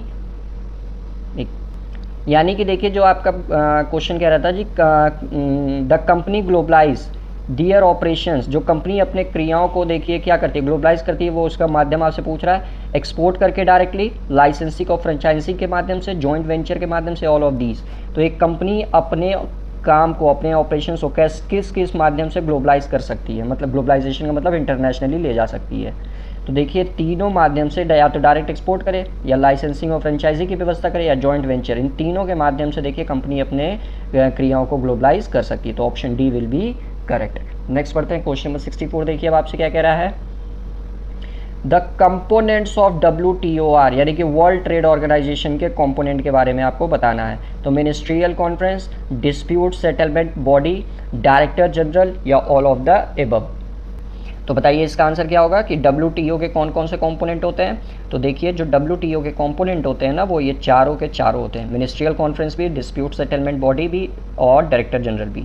नेक्स्ट क्वेश्चन की तरफ बढ़ते हैं। India is not associated with, India देखिए किसका पार्ट नहीं है, ये आपको बताना है। ये देखिए ब्रिक्स नहीं है, ये ब्रिक्स है, BRICS। तो इंडिया इसमें से किसका पार्ट नहीं है वो आपको बताना है। सार्क, नाफ्टा, ब्रिक्स या नन ऑफ दीज। तो आप सब जानते होंगे, ये बहुत इजी क्वेश्चन है कि जो भारत है वो नाफ्टा का हिस्सा नहीं है, सार्क और ब्रिक्स का हिस्सा है। क्वेश्चन नंबर 66 की तरफ बढ़ते हैं हम लोग। 66 देखिए अब आपसे क्या कह रहा है, which one of the following is are true statement, यानी कि which one of the following is और आर ट्रू स्टेटमेंट। अब बताना है ट्रू स्टेटमेंट के बारे में, तो आइए देखते हैं। A balance of trade deals with export and import in visible terms only, नहीं इनविजिबल थोड़ी ना होता है वो, ये गलत हो जाएगा। नेक्स्ट पढ़ते हैं, balance of payment deals with both visible and invisible, ये देखिए करेक्ट है, बोथ विजिबल और इनविजिबल आइटम में ये होता है, तो ये आपका करेक्ट हो जाएगा। The currency account is not, हाँ तो ये तो नॉट स्टेटमेंट ही नेगेटिव है, तो इसका आंसर देखिए बी बनेगा। फिर देखिए आपका स्टेटमेंट का क्वेश्चन है, तो ध्यान से स्टेटमेंट पढ़ते हैं फिर आंसर करते हैं हम लोग। स्टेटमेंट 1 देखिए आपसे क्या कह रहा है, green box subsidies include amount spent on government service such as research, disease control, infrastructure and food security. यानी कि देखिए जो ग्रीन बॉक्स सब्सिडी होती है, जो सरकार द्वारा खर्च किया जाता है, किसके द्वारा, सरकार द्वारा, किस चीज़ पे, रिसर्च पे, डिजीज कंट्रोल पे, इंफ्रास्ट्रक्चर पे और फूड सिक्योरिटीज़ पे। तो ये स्टेटमेंट देखिए बिल्कुल करेक्ट है, जो ग्रीन बॉक्स सब्सिडी होती है वो सरकार द्वारा इन सब चीज़ों पे खर्च किया जाता है। स्टेटमेंट 2 पढ़ते हैं, blue box subsidies are certain direct payment made to farmers to limit production and are certain government assistance program to encourage agriculture and rural development। तो देखिए ब्लू बॉक्स सब्सिडी जो होती है वो सरकार द्वारा आपका खर्च किया जाता है, पेमेंट किया जाता है फार्मर को। फिर to limit productions and are certain government assistant programme, जो एग्रीकल्चर और रूरल एरिया के डेवलपमेंट के लिए बढ़ावा देता है। तो ये भी देखिए करेक्ट है। तो ऑप्शन 1 और 2 दोनों करेक्ट है, यानी कि सी देखिए आपका करेक्ट आंसर बनेगा, both statement 1 and 2, green box subsidy और ब्लू बॉक्स सब्सिडी। अच्छे से पढ़ के जाइएगा, बहुत परीक्षाओं में पूछता है ये। नेक्स्ट क्वेश्चन की तरफ बढ़ते हैं हम लोग।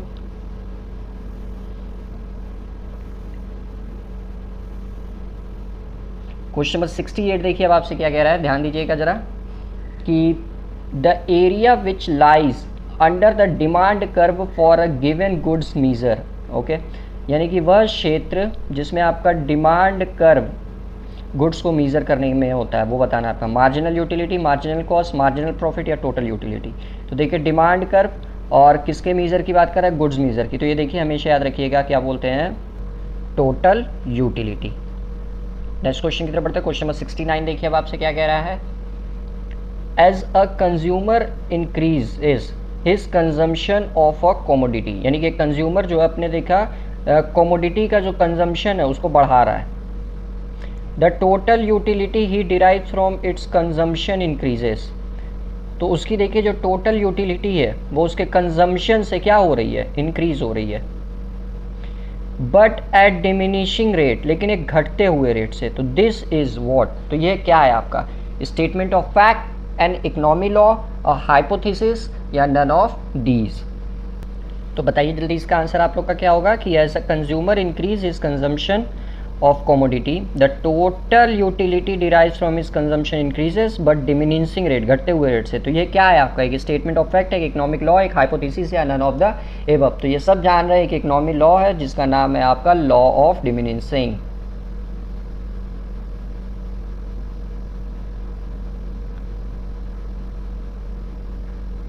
ओके चलिए नेक्स्ट क्वेश्चन की तरफ बढ़ते हैं हम लोग। क्वेश्चन नंबर 70 देखिए अब आपसे क्या कह रहा है, the term optimum allocation of consumers expenditure on various goods and services is used in, यानी कि जो कंज्यूमर का एक्सपेंडिचर है आपका वो अलग अलग प्रकार के गुड्स और सर्विसेज पे जो करता है वो, ठीक। तो वो use in Giffin paradox, law of demand, law of diminishing marginal utility या law of equi marginal utility. तो बताइए क्या आंसर होगा कि the optimum allocation on consumers expenditure on various goods and services is used in, जल्दी जल्दी answer करिए आप लोग।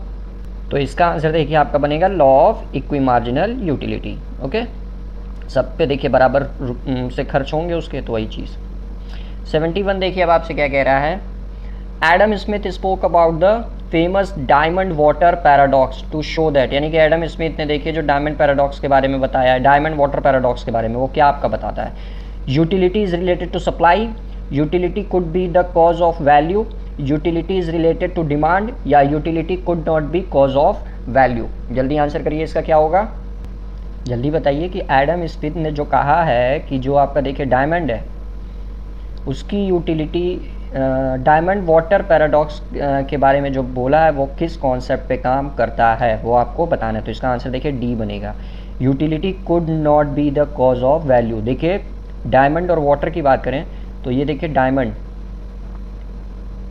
और ये आपका वाटर, अगर नॉर्मल एक व्यक्ति जो होगा, आप ही मान लीजिए एक हैं, तो देखिए अगर आप इन दोनों को की वैल्यू का अगर आप लोग क्या बोलते हैं कंपेयर करें तो डायमंड की वैल्यू देखिए बहुत ही ज़्यादा है कंपेयर देन वाटर, दिख रहा है ना आपको। बट डायमंड की वैल्यू देखिए ज़्यादा है, डायमंड की वैल्यू ज़्यादा है, लेकिन वाटर की जो देखिए वैल्यू है वो कम है। इसका प्राइस देखिए डायमंड की ज़्यादा है, वाटर का प्राइस कम है।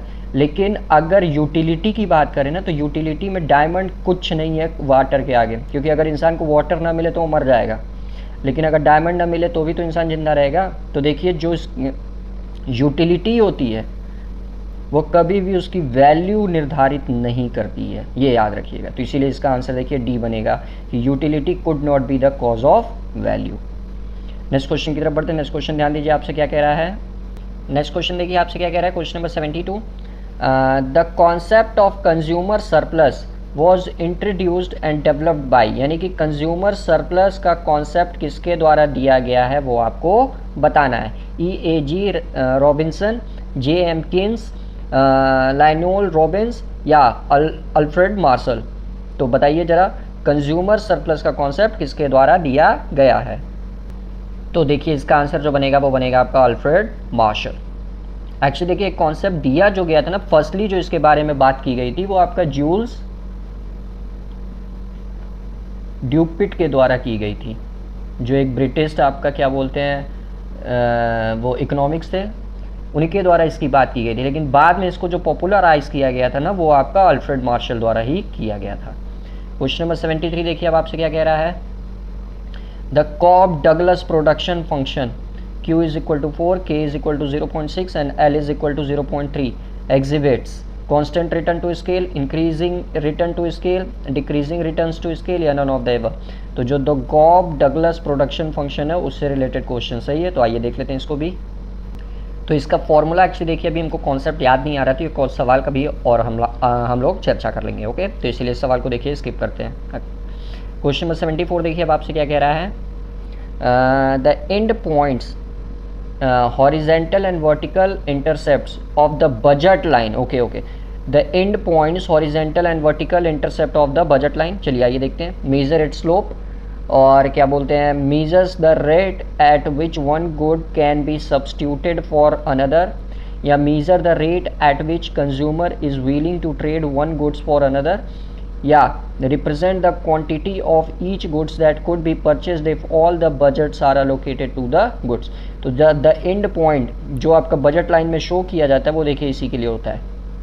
represent the quantity of each goods that could be purchased if all the budgets were allocated to the goods actually हर जगह गुड लिख दिया है, पता नहीं क्यों। 75 देखिए क्या कह रहा है हम लोग से। देखिए हम लोग करते करते 75 पे पहुंच गए। आई नो आप लोग बोर हो गए होंगे, पक गए होंगे, बट पढ़ाई ज़रूरी है। इसके बाद आप लोग क्या करिएगा, मूवी देख लीजिएगा, चाहे जिसमें मज़ा आता है गेम खेलने में, गेम खेल लीजिएगा थोड़ी देर, आप लोग का मन हल्का हो जाएगा, फिर पढ़ाई करने में बैठ जाएगा, क्योंकि परीक्षा में अब ज़्यादा समय बचा नहीं है आप लोगों के।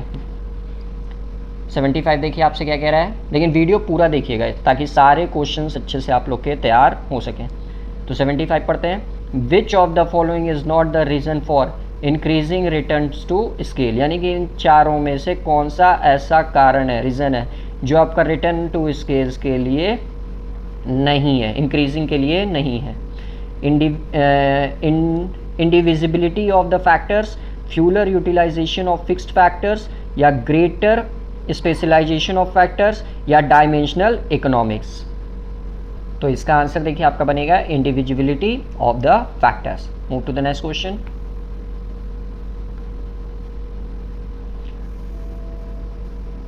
हाँ, क्वेश्चन नंबर 70 थ्योरी देखिए, इसकी डिटेल में मैं ये सब ऑलरेडी आप लोगों को करा चुका हूँ, तो इसीलिए मैं यहाँ बस चाह रहा हूँ ज़्यादा से ज़्यादा क्वेश्चंस आप लोग देख लें, पता चल जाए पैटर्न क्या है, कैसे परीक्षा में परफॉर्म करना है, आपकी जो तैयारी की लेवल है वो कितनी है, आप लोग अपने आप को नाप सकें, माप सकें कि आप कितने लेवल पे तैयार हैं। तो उसी का मेरा मेन मोटो है, इसीलिए देखिए मैं जल्दी जल्दी क्वेश्चंस आप लोगों को करा रहा हूँ। क्वेश्चन नंबर 76 देखिए अब आपसे क्या कह रहा है, put this concept in chronological order of their development, यानी कि जो क्या बोलते हैं ये लॉ हैं आपके, ये जिस क्रोनोलॉजिकल ऑर्डर में आपको अरेंज करना है, दैट मीन्स जो सबसे पहले हुआ वो, फिर उसके बाद ऐसे ऐसे करके, समझ रहे हैं। सबसे पहले देखिए लॉ ऑफ डिमांड, फिर लॉ ऑफ इंडिफरेंस कर्व, फिर law of diminishing marginal utility, फिर रिवेल्ड प्रेफरेंस थ्योरी, और फिर इंडिफरेंस कर्व। तो इसमें देखिए जो सबसे पहले हुआ उसको सबसे पहले अरेंज करना है, फिर उसके बाद ऐसे कर करके आपको अरेंज करते चले जाना है। तो इसमें देखिए सबसे पहले हुआ आपका लॉ ऑफ डिमांड, फिर उसके बाद से law of diminishing marginal utility, फिर उसके बाद से देखिए law of indifference curve, indifference मतलब सॉरी कर्व नहीं, लॉ ऑफ इंडिफरेंस, और फिर उसके बाद से आपका हुआ था ये इंडिफरेंस कर्व का, हाँ ये आपका हुआ था 1881 में, और ये हुआ था 1906 में, हाँ। और फिर उसके बाद से रिवेल्ड प्रेफरेंस थ्योरी, यानी कि 1 3 2 5 4, ये आपका आंसर हो जाएगा। क्वेश्चन नंबर 77 देखिए अब आपसे क्या कह रहा है, ध्यान दीजिएगा। Cardinal utility measurement is required in, यानी कि जो कार्डिनल यूटिलिटी होती है वो किसके मेजरमेंट में रिक्वायर्ड होती है, ये आपको बताना है। कार्डिनल यूटिलिटी का मेजरमेंट किस में रिक्वायर्ड होता है, इंडिफरेंस कर्व एनालिसिस में, यूटिलिटी थ्योरी में, रिवेल्ड प्रेफरेंस थ्योरी में, या कंजम्पशन एनालिसिस में। तो देखिए जो कार्डिनल यूटिलिटी मेजरमेंट होता है वो आपका यूटिलिटी थ्योरी के रिक्वायर उसी में आपकी इसकी रिक्वायरमेंट होती है। क्वेश्चन नंबर 78 देखिए असर्शन और रीजन का क्वेश्चन है। Consumers behaviour is not governed bye monotonic preference. तो ध्यान दीजिए जो यहाँ पहला स्टेटमेंट असर्शन ही आपका दिया हुआ है कि consumer behaviour is not governed bye monotonic preference, तो यही स्टेट असर्शन ही आपका देखिए गलत है, क्योंकि कंज्यूमर बिहेवियर हमेशा मोनोटोनिक प्रेफरेंस द्वारा गवर्न किया जाता है, समझ रहे हैं ना आप लोग। और फिर नेक्स्ट देखिए आपसे क्या कह रहा है, रीजन इसका देखिए अब आपसे क्या कह रहा है कि greater consumption of the commodity gives less satisfaction. हाँ ये ऑप्शन देखिए करेक्ट है, जितना भी ज़्यादा हम लोग किसी भी कमोडिटी का कंजम्पशन करते हैं तो उसका देखिए सेटिस्फेक्शन लेवल फिर क्या होता है, धीरे धीरे घटने लगता है। जैसे मान लीजिए आपको पिज़्ज़ा खाने की तलब लगी, तो आप पिज़्ज़ा ऑर्डर किया, अब देखिए आपको कोई बार बार डेली का डेली पिज़्ज़ा खिला रहा है, तो पहले दिन अच्छा लगेगा, दूसरे दिन कम अच्छा लगेगा, तीसरे दिन और कम अच्छा लगेगा, चौथे दिन कहेंगे बट मेरे को खाना ही नहीं है, डेली खा रहा हूँ, समझ रहे हैं। तो इससे क्या होगा, देखिए आपका कंजम्पशन जितना बढ़ता जाएगा आपका सेटिस्फैक्शन लेवल उतना कम होता जाएगा। तो ए देखिए गलत है और आर बिल्कुल करेक्ट है, यानी कि डी विल बी करेक्ट है।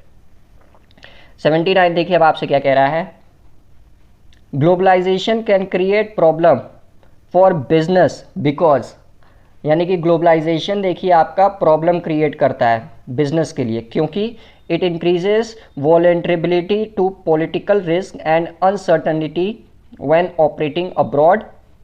It means that they can increase prices, it can result in more competitions. तो बताइए इसका आंसर क्या बनेगा कि जो ग्लोबलाइजेशन होता है वो बिजनेस के लिए प्रॉब्लम क्रिएट करता है, क्यों, तो it increases vulnerability to political risk and uncertainty when operating abroad.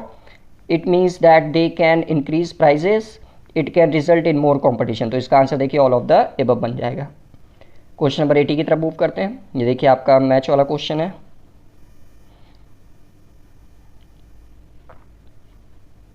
तो देखिए लिस्ट 1 को लिस्ट 2 के साथ मैच कराना है। सबसे पहले देखिए इंदिरा आवास योजना, क्लियर।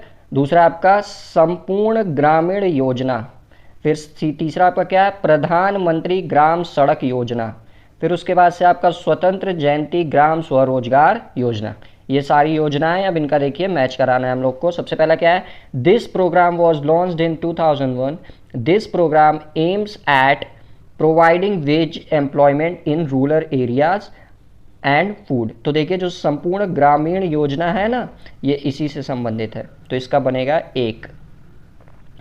दूसरा बोला है this is the major scheme for construction of house to be given to the poor free of cost, यानी कि कौन सी इन तीनों, अब तीन बचा, तो इन तीनों में से कौन सी योजना है जो देखिए फ्री ऑफ कॉस्ट गरीब लोगों को घर प्रोवाइड कराती है, समझ रहे हैं ना। तो ये देखिए आपका है इंदिरा आवास योजना, आवास से ही देखिए इसका आंसर बन सकता था। उसके बाद से देखिए आपका तीसरा क्या कह रहा है, this was introduced in April 1999 as a result of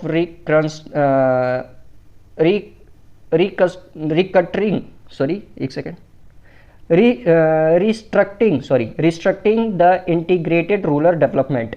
okay, तो ये देखिए आपका ऑप्शन डी के साथ जाएगा, स्वर्ण जयंती ग्राम स्वरोजगार योजना। ये देखिए 1999 में ही एक्चुअली ये लॉन्च हुआ था। तो बचा कि आपका सी में देखिए 4 जाएगा आपका, this was introduced in December 2000 to provide road connectivity. देखिए रोड कनेक्टिविटी से ही हम लोग सड़क योजना लगा सकते थे। तो 2, 1, 4, 3, तो इसका आंसर देखिए जो बनेगा वो बनेगा ऑप्शन ए। नेक्स्ट बढ़ते हैं हम लोग। अब यहाँ देखिए थोड़ा न्यूमेरिकल्स आ गया, तो ध्यान दीजिएगा, उस बेसिस पे फिर हम लोग आंसर करते हैं।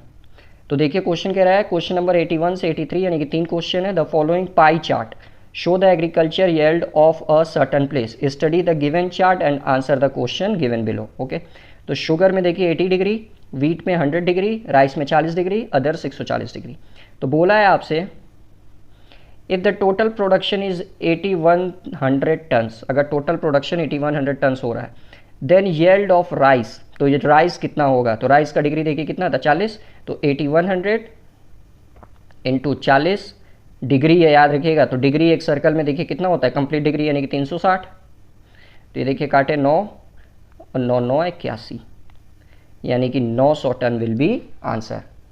नेक्स्ट क्वेश्चन देखिए आपसे 82 अब क्या कह रहा है, if the yielding of sugar 2400 ton, यानी कि देखिए 2400 टन शुगर का प्रोडक्शन हो रहा है, तो वीट का प्रोडक्शन कितना होगा वो आपसे पूछ रहा है। तो देखिए कितना शुगर का प्रोडक्शन हो रहा है 2400 टन, शुगर की डिग्री देखिए कितनी है 80, तो हमको टोटल अगर निकालना है टोटल डिग्री कितना होगा, मतलब टोटल प्रोडक्शन कितना होगा, तो इंटू 360 अपॉन 80, ये हो गया हमारा टोटल प्रोडक्शन। अब हमसे वीट का प्रोडक्शन पूछा है, तो वीट का देखिए 100 डिग्री है, तो इंटू 100 अपॉन 360, तो 360 देखिए कट गया, 8 त्रिक का 24, यानी कि 3000 देखिए आपका आंसर आ जाएगा। नेक्स्ट क्वेश्चन की तरफ बढ़ते हैं। The production of wheat exceeds that of a rice by, यानी कि देखिए जो वीट का प्रोडक्शन है वो चावल के प्रोडक्शन से कितना % ज़्यादा है वो आपको बताना है। वीट का प्रोडक्शन चावल के प्रोडक्शन से कितना प्रतिशत ज़्यादा है। तो देखिए वीट का प्रोडक्शन 100 डिग्री है, राइस का प्रोडक्शन 40 डिग्री है, तो देखिए वीट कितना ज़्यादा है राइस से, 60 डिग्री ज़्यादा है, तो 60 डिग्री। और किसी भी चीज़ को देखिए परसेंटेज में निकालने के लिए हमको 100 से इंटू करना पड़ता है, अपॉन किससे कंपेयर करने को देखिए कह रहा है आपसे, राइस से, तो राइस का डिग्री देखिए कितना है 40 डिग्री, तो 0 0 4 से इसको काटेंगे 25, 25 छक्का 150, यानी कि बी आपका आंसर बन गया 150%। सबका स्क्रीनशॉट लेना तो ले सकते हैं आप लोग। ठीक, चलिए आगे बढ़ते हैं। 84 देखिए अब आपसे क्या कह रहा है, important objective of statical analysis is to get A/N dash that describe the characteristics of the entire data, यानी कि वह इंपॉर्टेंट ऑब्जेक्टिव जो होता है हमारा स्टैटिकल एनालिसिस का, जो किसको डिराइव करता है आपका, कि उसके कैरेक्टरिस्टिक्स मतलब बता देता है पूरे डेटा का, single value, average value, central value या ऑल ऑफ दीज। तो बताइए जल्दी इसका आंसर क्या होगा आप लोग कि जो स्टैटिकल एनालिसिस होता है जो आपका इन तीनों में से किस वैल्यू को कैलकुलेट करने में, जिससे हम लोग पूरा का पूरा डेटा का कैरेक्टरिस्टिक्स पता चल जाता है। तो देखिए जो एवरेज वैल्यू होती है ना, जिसको मीन कहते हैं, तो उस मीन से देखिए हमारे इंटायर डेटा का जो कैरेक्टरिस्टिक्स होता है वो पता चल जाता है। नेक्स्ट क्वेश्चन बढ़ते हैं। Positional average are, positional average कौन कौन से होते हैं वो आपको बताना है, मीन, मीडियन, मोड या बोथ बी एंड सी। तो देखिए मीडियन और मोड दोनों आपके पोजिशनल एवरेज होते हैं, जिसको पोजिशनल मीन भी कहा जाता है। तो 86 से पढ़ते हैं। The area under frequency curve should be equal to, यानी कि जो एरिया होता है जिसमें आपका फ्रीक्वेंसी कर्व किसके बराबर होता है वो आपको बताना है। Frequency curves should be equal to, तो ये याद रखिएगा 100%। नेक्स्ट क्वेश्चन कह रहा है आपसे, विच of the following is not mathematical average. Mathematical average कौन सा इसमें से नहीं है। सब जानते हैं मैथमेटिकल एवरेज क्या होता है, arithmetic mean, geometric mean, harmonic mean, ये सब क्या है, मैथमेटिकल एवरेज है। तो इसमें देखिए क्या नहीं है आपका, मीडियन जो है वो देखिए आपका अरिथमेटिक मीन मैथमेटिकल एवरेज नहीं है। क्यों, क्योंकि ये पोजिशनल एवरेज है। Range limit can be expressed in, जो देखिए रेंज का फॉर्मूला होता है वो क्या होता है, जल्दी बताइए, रेंज का फॉर्मूला क्या होता है। तो रेंज का फॉर्मूला देखिए होता है लार्जेस्ट माइनस स्मॉलेस्ट। 89 देखिए आपसे क्या कह रहा है, which of the following is not tool of measure of the variation of items, यानी कि इसमें से कौन सा ऐसा टूल्स नहीं है, सॉरी कौन सा ऐसा टूल्स है जो हमारा आइटम के वेरिएशन के मीजरमेंट में काम आता है, यानी कि वेरिएशन में काम आता है। मीन, मीडियन, मोड या डिस्पर्सन। आंसर करिए जल्दी कि वह कौन सा ऐसा टूल है जो मेजर करता है आपका वेरिएशन इन आइटम्स।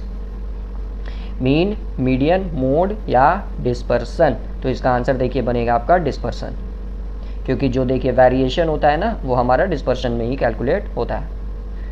नेक्स्ट देखिए क्वेश्चन क्या कह रहा है 90, which of the following measures are unit free.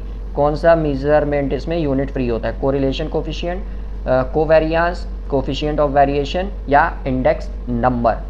जल्दी आंसर करिए इसका, कौन सा इसमें से मेजर है जिसमें यूनिट नहीं होता, यूनिट फ्री होता है। तो देखिए जो कोवेरियांस होता है ना वो आपका यूनिट फ्री नहीं होता है, बाकी तीनों के तीनों आपके यूनिट फ्री होते हैं। तो इसका बी आंसर बनेगा। क्लियर। नेक्स्ट क्वेश्चन की तरफ बढ़ते हैं।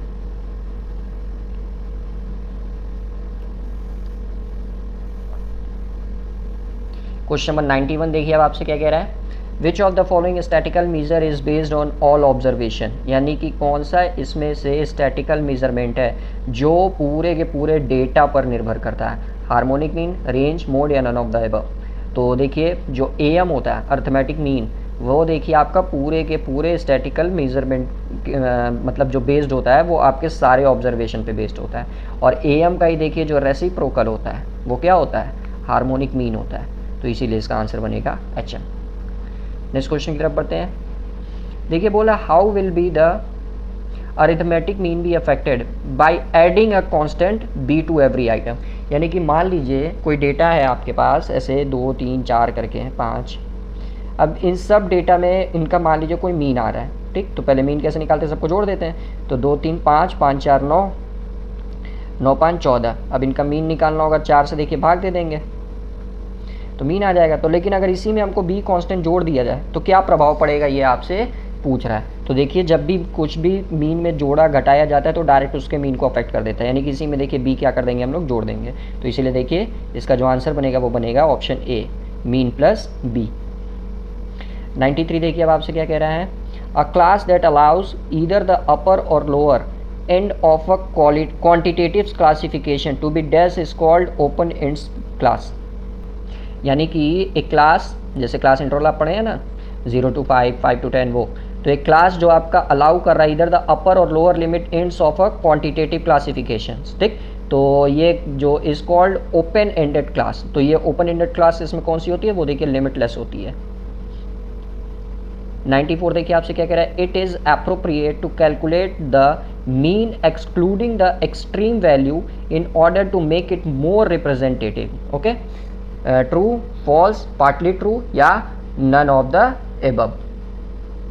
यानी कि देखिए जो बोल रहा है आपसे कि हम लोग मीन कैलकुलेट करते हैं, ठीक। तो excluding the extreme value in order to make it more representative, तो जो देखिए सबसे एक्सट्रीम वैल्यू होती है उसको एक्सक्लूड कर देते हैं। जैसे मान लीजिए कोई डेटा आपका दिया ऐसे 2 3 5 8 करके और इसी में दे रहा है यहाँ 108, अब इसी में देखिए अगर इसको जोड़ लें मेरा मीन देखिए बहुत बड़ा फ़र्क क्रिएट कर देगा, समझ रहे हैं ना, यही 108। तो इसीलिए देखिए इसको क्या करते हैं, एक्सक्लूड कर देते हैं, हटा देते हैं, जिससे हमारा जो ऑर्डर है वो अच्छे से रिप्रेजेंट करे। तो ये स्टेटमेंट बिल्कुल करेक्ट है।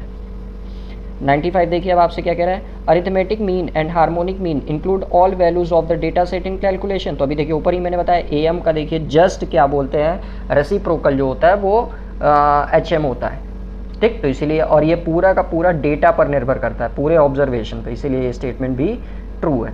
नेक्स्ट पढ़ते हैं 96 देखिए अब आपसे क्या कह रहा है, class width can be calculated as. जो क्लास की विड्थ होती है उसको कैसे कैलकुलेट किया जा सकता है वो आपको बताना है। Range upon number of classes, range into number of classes, range upon number of samples and none of the above. तो इसका आंसर देखिए बनेगा A, range upon number of classes. उसी से हम लोग क्लास की विड्थ कैलकुलेट कर लेते हैं। 97 देखिए आपसे क्या कह रहा है, individual series means. Individual series का मतलब क्या होता है, सीरीज जैसे आप लोग जानते हैं कि इंडिविजुअल होती है, एक डिस्क्रीट सीरीज होती है,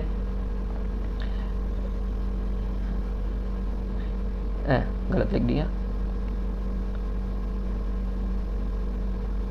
एक आपका क्या बोलते हैं ग्रुप सीरीज होती है जिसको कॉन्टिन्यूअस सीरीज भी कहा जाता है। तो यहाँ इंडिविजुअल सीरीज के बारे में आपसे पूछ रहा है। तो when items are categorize singularly and not in groups. Okay, next पढ़ते हैं, when items are categorized qualitatively. Qualitatively तो कभी डेटा आपका अरेंज होता ही नहीं है। Where items are categorized in group showing definite break. Break देखिए आपका कैसे इसमें शो करेगा, वो तो क्लास इंट्रोल वाला है, यानी कि इसमें शो करता है। तो ऑल ऑफ द एबव बनेगा नहीं, ए विल बी करेक्ट कि when items are categorized singularly and not in groups. 98 देखिए अब आपसे क्या कह रहा है, a measure of central tendency means. Central tendency का मीजरमेंट जो किया जाता है उसका अर्थात क्या होता है आपको बताना है। एन एवरेज ऑफ डिस्ट्रीब्यूशन, बिल्कुल correct. A single figure which can be regarded as a representative of the whole distribution, ये भी correct. Representative of set of data, तो यानी कि इसका तीनों ऑप्शन करेक्ट है। नेक्स्ट क्वेश्चन बढ़ते हैं 99। Weightage average are considered when. जो वेटेज एवरेज होता है वो कब कंसिडर किया जाता है ये आपको बताना है। All data are not classified, the data are not classified, sorry, तो ये तो गलत है, डेटा क्लासीफाई होना चाहिए।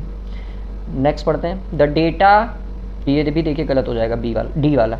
The data are put in the form of grouped frequency distribution. आगे पढ़ते हैं, all the observation are not equal importance, यही करेक्ट है, जब सारे ऑब्जर्वेशन को इक्वल इंपॉर्टेंस नहीं दी जाती है।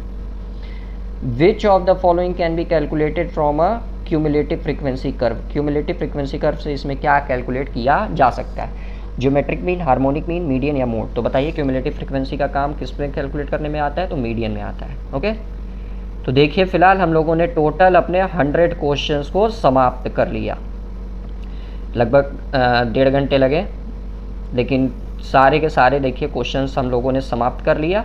और इसकी पीडीएफ देखिए, जैसे मैंने बताया कि हमारे टेलीग्राम चैनल पे आप लोग को मिल जाएगी, तो इसलिए टेलीग्राम चैनल जरूर ज्वाइन करें। और ये देखिए कॉमर्स के सारे पेपर्स के लिए बहुत ही ज़्यादा इंपॉर्टेंट क्वेश्चंस हैं, तो सारे बच्चे इसको कॉमर्स वाले ज़रूर अच्छे से देखें। और ज़्यादा से ज़्यादा आप लोग वीडियो को शेयर भी कर दें, और वीडियो कैसी लगी प्लीज़ कमेंट करके ज़रूर बताएं, क्योंकि इतनी देखिए मेहनत लगी है वीडियो बनाने में, तो इसीलिए कमेंट करके ज़रूर बताएं आप लोगों को वीडियो कैसी लगी, इन्जॉय किया कि नहीं किया सारे बच्चों ने, ठीक। और चैनल को अभी तक सब्सक्राइब नहीं किया, सो प्लीज़ चैनल को ज़रूर सब्सक्राइब कर लें, और वीडियो पसंद आई तो लाइक ज़रूर करें। चलिए इसी तरह मिलते हैं कभी नेक्स्ट संडे को इसी कॉमर्स की नेक्स्ट मैराथन में। तब तक इसकी आप लोग अच्छे से पढ़ाई करते रहिए। और पीडीएफ के लिए हमेशा कह रहा हूँ टेलीग्राम चैनल जरूर ज्वाइन करें, लिंक डिस्क्रिप्शन बॉक्स में अवेलेबल है।